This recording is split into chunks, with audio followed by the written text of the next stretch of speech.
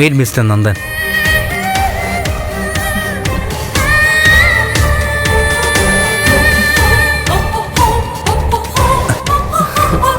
പോവല്ലേ?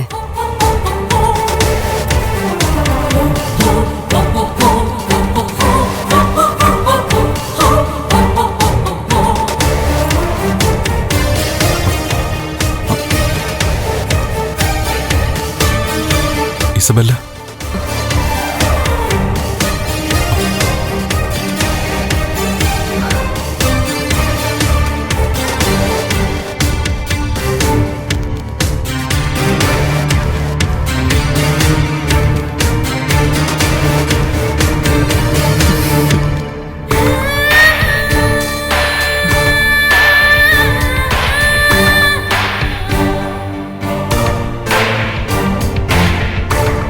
ഞാൻ ഹാപ്പിയായി.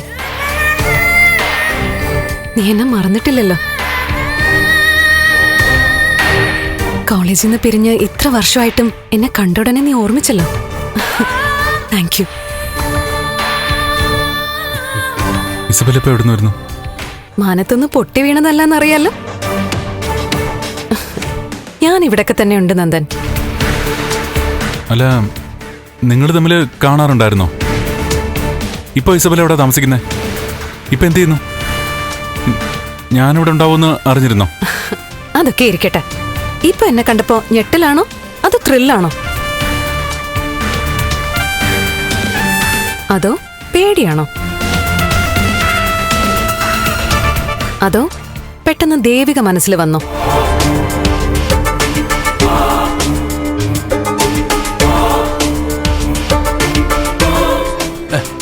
നീ അവനെ ചുമ്മാ വരട്ടാതെ. നന്ദൻ ഇപ്പോഴും ആ പഴയ പാവം നന്ദൻ തന്നെയാ അല്ലേ കെവിൻ? ഒരു ഉറുമ്പിനെ പോലും കൊല്ലാത്ത ആ പാവം നന്ദൻ.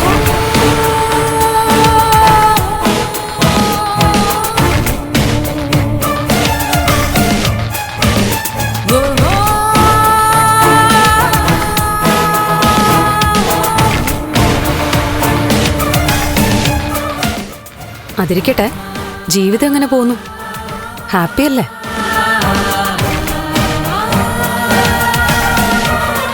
നീ എന്ത് ചെയ്യുന്നു ഇസബെല്ല? PG കംപ്ലീറ്റ് ചെയ്തോ? ഇപ്പൊ എന്താ പരിപാടി?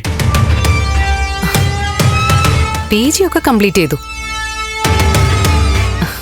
ഇപ്പോ സാമൂഹ്യ സേവന നന്ദൻ. നമുക്ക് വേണ്ടപ്പെട്ടവരെ സഹായിക്കുക.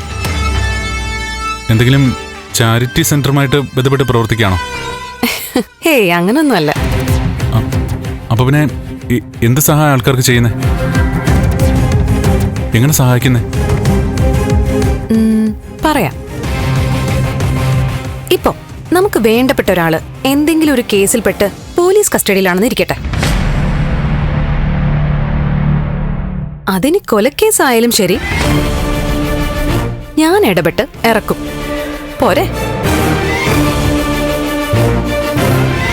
ഇതിലും വലിയ സഹായം ആര് ചെയ്യും?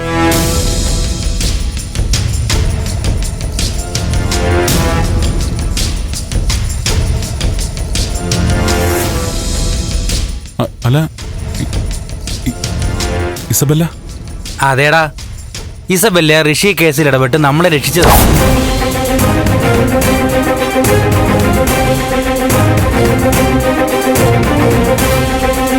ഇസബെല്ല കാരണമാ DVSP നമ്മളെ വിട്ടയച്ചതും. നീ ചോദിച്ചില്ലേ നമ്മളെ രക്ഷിച്ച ദൈവദൂതൻ ആരാണെന്ന്? ആ അവതാരേ ഇസബെല്ലേ.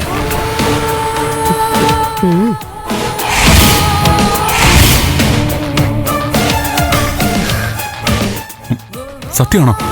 സത്യമാണോന്നോ? നന്ദനെ രക്ഷിക്കേണ്ടത് എന്റെ കടമയാ. നന്ദന് വേണ്ടി ഞാൻ എന്റെ ജീവൻ തന്നെ കൊടുക്കും. അതറിയാലോ. സത്യത്തെ എനിക്കൊന്നും മനസ്സിലാവുന്നില്ല. കെവിനെ, നിനക്കിതൊക്കെ അറിയായിരുന്നോ? മുമ്പ് ചില ബിസിനസ് ആവശ്യങ്ങൾക്ക് വേണ്ടി ഞാൻ ഇസബെല്ലയെ കണ്ടിട്ടുണ്ടായിരുന്നു. അപ്പോൾ ഒരു കാര്യം മനസ്സിലാക്കിയിരുന്നു. ഇസബെല്ലയുടെ പപ്പയുടെ അനിയനാ DVSP ഐസക് കുരുവിള. DVSP ലോകത്ത് ആരുടെയെങ്കിലും വാക്ക് കേൾക്കുന്നുണ്ടെങ്കിൽ അത് ഇവളുടെ വാക്ക് മാത്രമാണ്.